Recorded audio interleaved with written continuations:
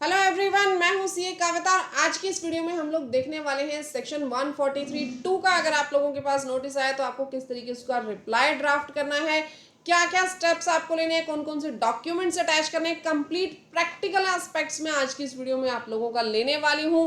उसके बाद मैं आपको बताऊंगी इनकम टैक्स पोर्टल पे जाकर आपको किस तरीके से सबमिट करना है, तो बने रहिएगा इस वीडियो में। देखिए, ड्राफ्ट को रेडी करने से पहले आपको थोड़ी सी कंसेप्चुअल क्लैरिटी मैं इसके अंदर दूं कि सेक्शन 143 का 2 का नोटिस आपके पास आता क्यों है। सेक्शन 143 सब सेक्शन 2 ये हमारे पास क्या होता है, ये हमारे पास स्क्रूटनी नोटिस होता है जो कि इनकम टैक्स डिपार्टमेंट के थ्रू इशू किया जाता है। ये इनकम टैक्स नोटिस तब इशू किया जाता है जब आप लोगों ने अपनी आईटीआर फाइल कर दी हो। आपके आईटीआर की फाइल करने के बाद ऑफिसर आपसे क्या जानना चाहता है कि क्या आपने अपनी इनकम करेक्टली रिपोर्टेड की है, क्या आप अपने लॉस जेन्युइनली दिखा रहे हो, क्या आपने अपनी टैक्स लायबिलिटी कंप्लीटली डिस्चार्ज कर दी है। देखो, जो असेसिंग ऑफिसर होता है, ऑफिसर को आपके ऊपर डाउट होता है कि आप लोगों ने अपनी इंफॉर्मेशन को करेक्टली नहीं बताया है, आपने ये इंफॉर्मेशन करेक्टली डिपार्टमेंट को नहीं दी है, इसलिए आपके पास स्क्रूटनी का नोटिस आता है। तो आपको ये इन्फॉर्मेशन मंगवाई जाती है आपसे कि आप हमें अपने बुक्स ऑफ अकाउंट्स दो ताकि हम उनसे वेरिफिकेशन कर सके कि एक्चुअल में आपकी जो इनकम थी वो करेक्ट थी या नहीं थी। नेक्स्ट अगर हम देखें, इसमें वेरिफिकेशन किस किस चीज़ का हुआ कि जो इनकम है, एक्सपेंस है, डिडक्शंस है, एग्जम्पशंस है जो आपने क्लेम की है, क्या वो जेन्युइन है। जैसे आपने एलआईसी की डिडक्शन ले ली, आपने मेडिकल इंश्योरेंस की डिडक्शन ले ली, तो ये जितनी भी डिडक्शंस है क्या आपने जेन्युइनली इनकी रिपोर्टिंग की हुई है। जो एग्जम्पशंस आपने दिखाई क्या वो जेन्युइन है, इनकम एक्सपेंसेस आपके जेन्युइन है, या जो अदर आपकी सस्पिशियस ट्रांजेक्शन्स होंगी, सस्पिशियस यानी जो डाउटफुल ट्रांजेक्शन्स हैं, जैसे मिसमैच। मिसमैच का मतलब क्या, आपने जीएसटी में अपनी टर्नओवर अलग दिखा दी, इनकम टैक्स में आपने अपनी टर्नओवर अलग दिखा दी, तो मिसमैच आ गया। आपने जो इनकम है, इनकम अपनी दिखाई कितनी, 6 लाख रुपए, आपने अपनी टर्नओवर कितनी दिखाई, 50 लाख रुपीज, लेकिन आपके अकाउंट के अंदर कैश डिपॉजिट कितने का आ रहा है, 2 करोड़ रुपीज का। तो मिसमैच आ गया यहाँ से। तो अगर कोई भी आपके मिसमैचेस हैं, हाई वैल्यू ट्रांजेक्शन्स हैं, अनएक्सप्लेन्ड कुछ भी आइटम्स हैं, आपके पास 143 का नोटिस आ जाएगा। प्रिवेंट टैक्स इवेजन, यानी कि आपको इंश्योर करना है कि आपने जितनी भी रिपोर्टिंग की है वो करेक्ट है, पेमेंट ऑफ टैक्सेस आपने टाइमली बेसिस पे और करेक्ट कैलकुलेशन के साथ किए हैं। अब आप बोलोगे कि मैम आपने तो हमें रिप्लाई बनाना सिखाना था, आप ये क्यों सिखा रहे हो। देखो, रिप्लाई बनाना मैं सिखाऊंगी, लेकिन आपको बैकग्राउंड उसका सीखना बहुत जरूरी है, तभी तो पता चलेगा कि आपने डॉक्यूमेंट्स आगे सबमिट क्या करने हैं। नोटिस की लास्ट डेट थी आपके पास 30 जून 2025। असेसमेंट ईयर 24-25 के डेट जो हमारे पास नोटिस इशू हुए थे उन सभी की लास्ट डेट 30 जून 2025 थी, और अभी डिपार्टमेंट नए इशू नहीं कर सकता है कोई भी नोटिस। नेक्स्ट अगर टाइप ऑफ स्क्रूटनी देखेंगे तो आपके पास लिमिटेड स्क्रूटनी, यानी जब एक स्पेसिफिक पॉइंट या इशू से रिलेटेड आपको मेंशन किया जाता है नोटिस के अंदर।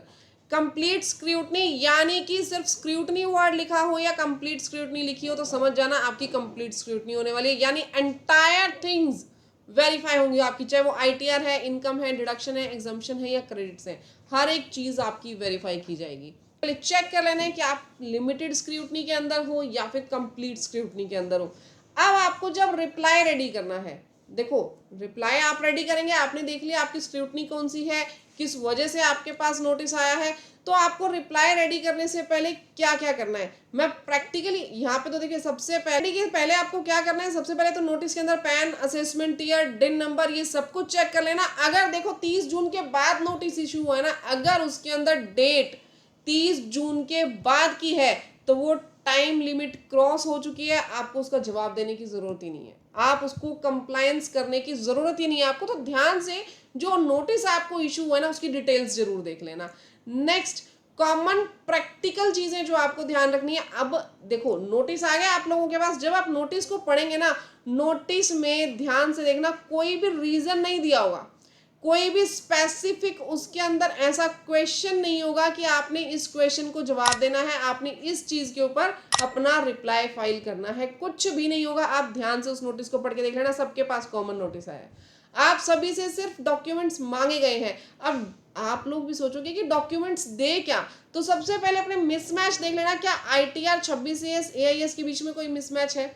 यानी कोई ना कोई, अगर आपने 26 ईयर्स में इनकम थी लेकिन अपने आईटीआर के अंदर नहीं ली, या एआईएस के अंदर कुछ था आपने आईटीआर के अंदर नहीं लिया, एआईएस के अंदर दिखा रहा था कि 2 करोड़ का कैश डिपॉजिट है, क्लियर, लेकिन आईटीआर के अंदर आपने दिखाया ही नहीं।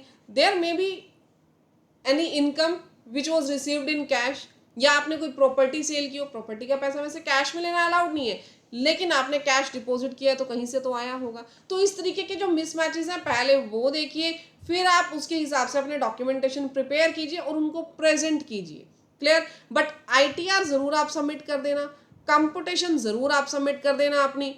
हाई वैल्यू ट्रांजेक्शन्स अगर कोई आपकी हो रही है, कोई क्रेडिट कार्ड से रिलेटेड आपने ज़्यादा खर्चे किए हुए हैं, फॉरेन रेमिटेंसेस किए हुए हैं, प्रॉपर्टी परचेज किए, तो पहले अपनी जो रेड फ्लैग्स हैं, जो आपके मिसमैचेस हैं, आपने सारा एनालाइज करना है। आपने अपनी आईटीआर को कंप्लीटली वेरीफाई करना है विद एवरीथिंग। आपने जो 80C/D की डिडक्शंस ली हैं वो आपने देखना है कि क्या आपके पास वैलिड प्रूफ्स थे, क्या आप उनको कल को प्रूव कर सकते हो। अनयूजुअल कोई एक्सपेंसेस तो अपने बिजनेस में नहीं दिखा रखे, आपने बिजनेस में कॉन्ट्रैक्ट के खर्चे दिखा दिए, ठीक है, 30 लाख के आपने खर्चे दिखा दिए, बट आपने किसी का टीडीएस डिडक्ट ही नहीं किया। आपने 30 लाख के खर्चे दिखा दिए, टीडीएस किसी का डिडक्ट ही नहीं किया उसमें से। तो यहाँ पे आपको वेरीफाई करना है कि आपने बैंक से पेमेंट्स दी हैं, क्या आपकी पेमेंट्स जेन्युइन थी, या फिर साथ ही साथ आपके पास जो कॉन्ट्रैक्ट था उनके साथ कोई कॉन्ट्रैक्ट है रिटर्न में, क्या आप प्रूव कर सकते हो कि एक्चुअल में आपके जो कॉन्ट्रैक्ट के एक्सपेंसेस हैं ये जेन्युइन है। ये आपने चेक करना है, ध्यान रखिएगा। Non disclosure of foreign assets, foreign assets अगर आपने डिस्क्लोज नहीं किए, उनकी डिस्क्लोजिंग आप लोगों ने इग्नोर कर दी है, तो भी आप लोगों के पास नोटिस आ सकता है। तो ये रीजंस पहले एनालाइज करो कि नोटिस किस लिए आया। रीजन पहले आपको ही एनालाइज करने हैं, डिपार्टमेंट बाद में एनालाइज करेगा। डिपार्टमेंट अपने ऐसा नहीं है कि डिपार्टमेंट ने एनालाइज नहीं किए हुए, डिपार्टमेंट ने एनालाइज किए हुए हैं। ध्यान से समझना 143(2) के नोटिस को, ऐसे ही रिप्लाई बना के कुछ भी मत दे देना। डिपार्टमेंट क्या करता है, डिपार्टमेंट के पास आपकी सारी इंफॉर्मेशन है, डिपार्टमेंट के पास आपकी सारी इंफॉर्मेशन है, लेकिन डिपार्टमेंट चाहता है क्या, डिपार्टमेंट चाहता है कि पहले आप भी उसको इंफॉर्मेशन दें। ये डिपार्टमेंट है, ये क्या चाह रहा है कि आप भी उसको इंफॉर्मेशन दें। तो इसके पास जो अपनी इंफॉर्मेशन है प्लस आपने जो इंफॉर्मेशन दे दी, अब इन दोनों को जोड़ करके ये आपके ऊपर फिर से नोटिस भेजेंगे। तो आपने ऐसा नहीं है कि कोई ऐसी भी बातें बता दी जो डिपार्टमेंट को पता नहीं थी। तो बहुत ध्यान से आपने रिप्लाई बनाना है, मेरी बात समझ रहे हो आप लोग। आपने इंफॉर्मेशन देनी है। यहाँ डिपार्टमेंट ये नहीं कह रहा नोटिस का रिप्लाई करो, डिपार्टमेंट आपसे इंफॉर्मेशन मांग रहा है। डिपार्टमेंट के पास खुद के पास भी इंफॉर्मेशन है, तो हो सकता है आप कोई ऐसी इंफॉर्मेशन निकाल के दे दो जो अभी डिपार्टमेंट के पास भी नहीं थी। तो इसीलिए मैं कह रही हूँ बहुत ध्यान से इसका रिप्लाई बनाना। उसी बेस पे आगे की आपकी जो प्रोसेसिंग है वो रहेगी कि आपका जो केस है वो विड्रॉ कर दिया जाएगा या फिर फर्दर आपके पास नोटिस आएंगे। अब बात आती है कि मैम रिप्लाई कैसे करें। अब मैं आपको प्रैक्टिकली रिप्लाई बनाना बताऊंगी। लास्ट वीडियो में मैंने फॉर्मेट भी शेयर किया था वर्ड फाइल का कि इस तरीके से आप लोग रिप्लाई बना सकते हो। रिप्लाई का मैंने एक ड्राफ्ट फॉर्मेट इशू किया हुआ है। अगर आप लोगों को नहीं मिला, नीचे व्हाट्सएप का लिंक है, व्हाट्सएप का लिंक आप लोग ज्वाइन करके ग्रुप मेरा ज्वाइन कर सकते हो। वहाँ मैं सभी नोट्स जो है वो शेयर करती हूँ, ये भी मैं पीडीएफ वहाँ पे शेयर कर दूंगी। और वर्ड फाइल अगर किसी को चाहिए तो एडमिन को आप लोग रिक्वेस्ट कर सकते हैं, वहाँ पे एडमिन आपको स्पेसिफिकली आपके व्हाट्सएप नंबर पे भेज देंगे। अदर रिप्लाईज के फॉर्मेट भी हम लोग शेयर करते रहते हैं, व्हाट्सएप ग्रुप आप लोग ज्वाइन कर लीजिएगा। नेक्स्ट 143(2) का रिप्लाई कैसे बनाएं। सबसे पहले तो एनालाइज करो नोटिस को, क्लियर। कोई भी नोटिस आए, मैं इस नोटिस की बात नहीं कर रही, आगे कोई भी नोटिस आई, इसमें तो मैंने आपको बता दिया इन्फॉर्मेशन मांगी हुई है, आपसे कोई स्पेसिफिकली पॉइंट तो बोला नहीं गया। बट कोई भी नोटिस आए अपने पल्ले बांध लो कि 2 बार उसको पढ़ना है, कम से कम 2 की बजाय चाहे 4 बार पढ़ो। ऐसा नहीं कि सिंगल टाइम पढ़ा और हो गए शुरू रिप्लाई देने में, नहीं, उसको केयरफुली वर्ड टू वर्ड कम से कम 2 बार पढ़ो। आइडेंटिफाई करो कौन सी स्क्रूटनी है। ज़्यादातर में मैं बता दूं वैसे आपके पास कंप्लीट स्क्रूटनी मिलेगी, बट फिर भी आप एक बार एनालाइज कर लेना नोटिस में क्या लिखा हुआ है। हर एक पॉइंट जो भी मेंशन किया होता है किसी भी नोटिस में, वो आपको सेपरेटली एक आपने रफ पेज लेना है या अपनी डायरी लेनी है, उसमें सेपरेटली हर एक पॉइंट को लिखो कि आपसे डिपार्टमेंट ने क्या क्या मांगा है, क्लियर। अब आपने यहाँ पे 143(2) में क्या करना है, सबसे पहले अपने मिसमैच देखने हैं, अपने इश्यूज देखने हैं कि क्या क्या है। जितने भी आपको लगता है कि आपके मिसमैच आ रहे हैं, जिस वजह से आपको नोटिस आ सकता है, वो मिसमैच आप लोगों ने एनालाइज करने हैं, उसको कंप्लीटली रिकंसाइल करना है, अपने मिसमैचेस को कंप्लीटली रिकंसाइल करना है, हर एक चीज को, चाहे वो सैलरी स्लिप है, फॉर्म 16 है, रेंट रिसिप्ट है अगर आप सैलरी के अंदर हो तो, या आपके इन्वेस्टमेंट प्रूफ हो गए, कैपिटल गेन है तो उससे रिलेटेड प्रॉपर वर्किंग आप लोग देख लेना, बैंक स्टेटमेंट्स देख लेना, अपने बिजनेस के बुक्स ऑफ अकाउंट्स देख लेना, ट्रायल बैलेंस देख लेना, जीएसटी रिटर्न्स को भी साथ में रिकंसाइल कर लेना, लोन की स्टेटमेंट्स देख लेना कि अगर आपका बिजनेस है तो लोन की एक्चुअल वैल्यू दिखाई है या नहीं दिखाई, रीपेमेंट शेड्यूल के अकॉर्डिंग ही आपका जो लोन है उसका बैलेंस लाइबिलिटी साइड पे दिखा रहा है या नहीं दिखा रहा, रीपेमेंट के प्रूफ्स आपके पास हैं या नहीं है, हर एक चीज एनालाइज कर लेना। और ये सब एनालाइज करने के बाद आप लोगों के यानी अपनी ऑडिट खुद से करनी है। मैं आपको शॉर्टकट में बताऊं आपको करना क्या है, आपने अपनी ऑडिट करनी है बाय योरसेल्फ कि हमारे अंदर क्या क्या कमियां हैं। क्लियर? मैं ऐसा नहीं कह रही कि सब कुछ अपनी कमियां जा करके बता दो, लेकिन अपनी कमियां खुद को एनालाइज कर लो कि क्या क्या है, उसके अकॉर्डिंग आपने अपना रिप्लाई रेडी करना है। ये रिप्लाई का आपका फॉर्मेट रहने वाला है। आपको सबसे पहले क्या करना है, यहाँ पे असेसिंग ऑफिसर को एड्रेस करना है। क्लियर? देन आपने क्या लिखना है, अपने नोटिस का रेफरेंस देना है यहाँ पे कि आपका नोटिस जो है इस डेट को रिसीव हुआ था, और उसका डिन नंबर भी आपने दे देना है, हैविंग डिन दिस। देन आपको बेसिक इंफॉर्मेशन अपनी प्रोवाइड करनी है। इशू वाइज रिस्पॉन्स आपको देना है कि सर मेरी आईटीआर जो है वो करेक्ट थी, आईटीआर मैंने अटैच कर दी है, आपके रेफरेंस के लिए कंपुटेशन मैंने अटैच कर दी है, मैंने अपनी सैलरी स्लिप अटैच कर दी है, फॉर्म 16 अटैच कर दिया है, मैंने अपनी बैंक स्टेटमेंट अटैच कर दी है। तो इस तरीके से आपने क्या करना है, जो अपनी प्रूफ्स है इन्वेस्टमेंट के या कंपुटेशन ऑफ इनकम के, आईटीआर एक्नॉलेजमेंट है, और आईटीआर का जो फॉर्म है, ये सब इसके अंदर अटैच करके आपको लगाना है। यहाँ पे जितने डॉक्यूमेंट्स आपने अटैच किए हैं वो आप यहाँ पे लगा दोगे, और उसके बाद एक थैंक यू के साथ इसकी एंडिंग कर दोगे। ध्यान रखिएगा, इंफॉर्मेशन जो देनी है उसको एनालाइज करना बहुत ज़रूरी है। इंफॉर्मेशन ज़्यादा भी ना हो और बहुत कम भी ना हो। इंफॉर्मेशन बहुत एक्सेस में आपने दे दी डिपार्टमेंट के, वैसे तो मैं ये नहीं कह रही डिपार्टमेंट के पास सब कुछ इन्फॉर्मेशन है, बट ऐसा ना हो कि कुछ ऐसी इन्फॉर्मेशन नहीं थी जो आपने उठा करके दे दी, तो केस जो है वो एक अलग तरीका, आपका एक अलग रुख लेकर के सामने आ गया कल को। क्लियर? नेक्स्ट आपको एक चीज़ मैं इसमें और बता दूं, आप जो भी उसके अंदर रिप्लाई दे रहे हो पहले उसकी एक वर्किंग पेपर की फाइल अपने पास बना करके रखना। ऐसा नहीं है कि आपने रिप्लाई डाल दिया और आपके पास कुछ है ही नहीं, उसके डॉक्यूमेंट्स ही नहीं है, तभी मैं कह रही हूँ अपनी ऑडिट पहले खुद करना, अपने पास सारे वर्किंग पेपर रखना, जो चीज़ आप बोल रहे हो कल को आप उसको प्रूफ कर पाओ। क्लियर? प्रोफेशनल लैंग्वेज यूज करना, ऐसा नहीं है अननेसेसरीली आप उसको इलाबोरेशन करे जा रहे हो, मतलब अननेसेसरी बीच में उसको हमने लेंथ ही नहीं बनाना, अननेसेसरी उसमें कोई डिटेल्स नहीं डालनी, उसको आपने अवॉइड करना है। Next main important point, additional time अगर आपको चाहिए तो आप अप्लाई कर सकते हो एक्सटेंशन पोर्टल से, बट वो डिपेंड करता है ऑफिसर पे, वो आपको एक्सटेंशन देगा या नहीं देगा, but you have a specific and solid reason to require the time for extension of the reply. Next, अगर आपने कोई इररिलेवेंट डॉक्यूमेंट्स दे दिए तो ऑफिसर जो है वो कंफ्यूज हो सकता है, वो हो सकता है आपकी पेनल्टी बढ़ा दे, तो अननेसेसरी आपने कुछ भी नहीं देना। हाँ, एक चीज़ मैं ऊपर आपको और बताना भूल गई, आपने क्या करना है, जो रिप्लाई आप बनाएंगे उसमें आपने इशू वाइज रिस्पॉन्स देना है। जैसे आपने कोई भी, यहाँ पे आपने 26 एएस की बात कर दी कि 26 एएस की इनकम हमारी आईटीआर से मैच कर रही है, तो यहाँ पे आपने क्या करना है, जो डॉक्यूमेंट्स अटैच करोगे वो आईटीआर और 26 एएस करोगे एनेक्सर के अंदर। मेरी बात समझ में आ गई? चाहे आईटीआर कर दो, सेकंड के ऊपर 26 एएस कर दो। नेक्स्ट, अगर आप बात कर रहे हो कोई अदर कैपिटल गेन के बारे में, तो थर्ड नंबर पे आपने कैपिटल गेन ही यहाँ पे लगाना है। यानी जिस जिस इशू की आप बात करते जा रहे हो ना यहाँ पे, वही वही इशू के स्टेप वाइज आपने डॉक्यूमेंट्स अटैच करने एक प्रोफेशनल मैनर में। ऐसा नहीं है कि पहले उसमें आप टॉपिक में बात कर रहे हो 26 एएस की, यहाँ लगा दिया कैपिटल गेन से रिलेटेड प्रूफ की, ये देखो ये हमने प्रॉपर्टी सेल की थी। ऐसा नहीं करना, ध्यान रखना इस बात का।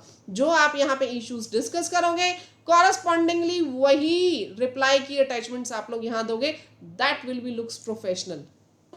जितनी भी हार्ड कॉपीज और सॉफ्ट कॉपीज हैं सबमिशन की, उसकी एक अलग से फाइल लगा के रखना, ताकि आप लोगों को कल को इशू ना आए। सेटिस्फैक्ट्री रिप्लाई होना चाहिए आपका।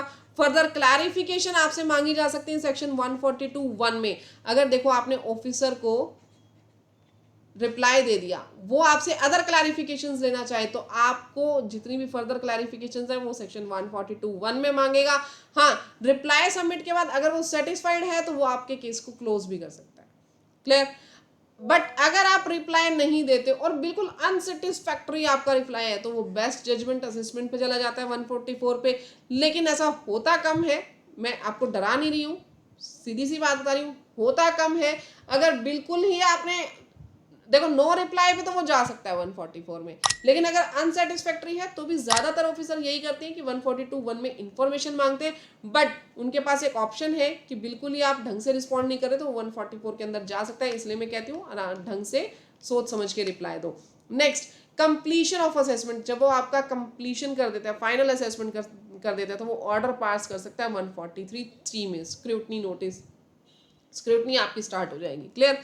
नेक्स्ट, ये मैंने आपको ऑलरेडी बता दिया वैसे तो कि बेस्ट जजमेंट असेसमेंट आपकी हो सकती है, पेनल्टी प्रोसीडिंग आपके अगेंस्ट लग सकती है, और या आपका जो इंटरेस्ट लाइबिलिटी है वो आपके ऊपर लग सकती है। 230 को लगता है कि आपने जेन्युइनली अपना टैक्स जमा नहीं करवाया तो वो आपके ऊपर पेनल्टी प्रोसीडिंग्स भी लगा सकता है और इंटरेस्ट लाइबिलिटी भी आपके ऊपर क्रिएट कर सकता है। 144 में अगर वो बेस्ट जजमेंट करता है तो ध्यान रखिएगा आपके सारे डिडक्शंस डिसअलाउ कर देगा, हायर टैक्सेबल इनकम आपकी ले लेगा और टैक्स डिमांड कर देगा विद पेनल्टीज।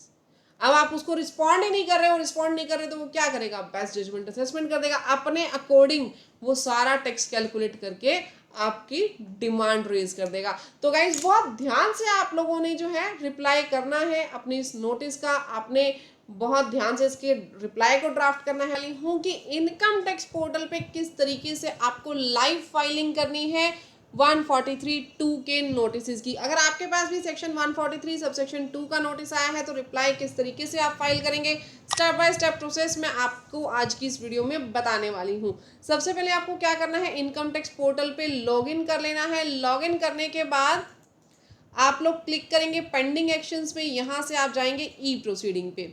ई प्रोसीडिंग पे जाने के बाद देखिए नोटिस जो है आपके ये ओपन हो जाएंगे। यहाँ से आपको देखना है असेसमेंट ईयर अपना, जिस असेसमेंट ईयर के नोटिस का आपको जवाब देना है।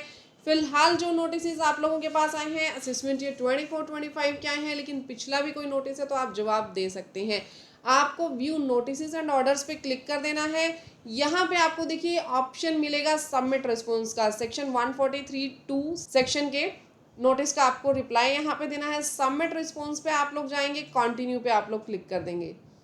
यहाँ जाने के बाद आपको डालना है कि आप पार्शियल रिस्पॉन्स दे रहे हैं या फुल रिस्पॉन्स दे रहे हैं। अगर आपने सभी के सभी डॉक्यूमेंट्स यहाँ पे अपलोड कर दिए हैं तो आपको फुल रिस्पॉन्स पे क्लिक करना है। यहाँ पे आपको अपना रिस्पॉन्स डालना है, जो रिप्लाई आपने रेडी किया है वर्ड फॉर्मेट के अंदर उसका पार्ट यहाँ पे शो करेंगे। Then click here to select categories. यहाँ पे फुल रिस्पॉन्स पे क्लिक करने के बाद आप यहाँ पे डाल देंगे respected sir ma'am please consider the attach documents. यहाँ से अटैच डॉक्यूमेंट्स पे आप लोग जाएंगे, आपसे पूछेगा कि आप कौन कौन से डॉक्यूमेंट्स अटैच करना चाहते हो। एक तो आपको अपनी बैलेंस शीट जरूर अटैच करनी है, बैलेंस शीट के साथ आप बैंक स्टेटमेंट यहाँ पे अटैच कर सकते हैं अगर आप देना चाहें तो। नेक्स्ट आपको अपना रिप्लाई जरूर सबमिट करना है। रिप्लाई के लिए आप अदर्स पे क्लिक करेंगे और यहाँ से देखेंगे कितने डॉक्यूमेंट्स आपको देने हैं रिप्लाई के साथ साथ अदर। तो यहाँ पे आपको सिलेक्ट करना पड़ेगा। जैसे आपने आईटीआर की कंप्यूटेशन देनी है तो यहाँ पे आप सिलेक्ट करेंगे, तो जो डॉक्यूमेंट्स देने हैं वहाँ सिलेक्ट कर लीजिएगा आप लोग। और अगर वो डॉक्यूमेंट्स इन टैब्स के अंदर नहीं है तो अदर के अंदर आपने कॉलम्स ऐड कर देने, जितने कॉलम्स भी आप ऐड करना चाहें अदर्स में कर सकते हैं। देन आपको ऐड डॉक्यूमेंट्स पे क्लिक करना है। जैसे ही आपने ऐड डॉक्यूमेंट्स किए ना, देखो जितने ऐड डॉक्यूमेंट्स करोगे वो यहाँ पे आ जाएंगे। यहाँ पे आपको देन अटैच्ड कर देने अपने डॉक्यूमेंट्स। देखिए यहाँ पे मैंने सभी डॉक्यूमेंट्स जो है वो अटैच कर दिए। अटैच करने के बाद आपके पास कंटिन्यू का ऑप्शन आ जाएगा, कंटिन्यू पे आपको क्लिक करना है। देन आपको यहाँ पे डिक्लेरेशन पे क्लिक करना है, सबमिट पे क्लिक कर देना है। यहाँ से सबमिट पे क्लिक करते ही देखिए आपके पास ये जो फॉर्म है ये सबमिट हो गया, यहाँ लिखा हुआ है सबमिटेड सक्सेसफुली। अब आप चाहें तो यहाँ पे व्यू रिस्पॉन्स भी कर सकते हैं, आपको अपना रिस्पॉन्स वहाँ पे दिख जाएगा। तो गाइज अगर वीडियो अच्छी लगी तो वीडियो को लाइक, चैनल को सब्सक्राइब करना मत भूलिएगा। बिल्कुल इजी प्रोसेस है। फिर भी अगर आपको कोई प्रॉब्लम्स आ रही है 143(2) के रिप्लाई के अंदर तो आप मुझे बता सकते हैं। मैंने अलग से वीडियोस बनाई है जहाँ पे मैंने बताया है कि 142 का रिप्लाई आपको करना किस तरीके से है, बनाना किस तरीके से है, 143(2) का नोटिस क्यों आता है। मैं डिस्क्रिप्शन बॉक्स में इन वीडियोस का लिंक दे दूंगी, आप वो वीडियोस जाकर के चेक कर सकते हैं, खुद से भी रिप्लाई बना सकते हैं, लेकिन बहुत ध्यान से बनाइएगा। कुछ भी फिर भी अगर आपको इसमें गाइडेंस चाहिए तो हम लोग आप लोगों को प्रोवाइड करेंगे। आप हमारी पेड सर्विसेज भी इसके लिए ले सकते हैं। तो मिलते हैं गाइज नेक्स्ट वीडियो में, तब तक के लिए thank you, bye bye, take care everyone. और जाने से पहले सब्सक्राइब जरूर करके जाइएगा।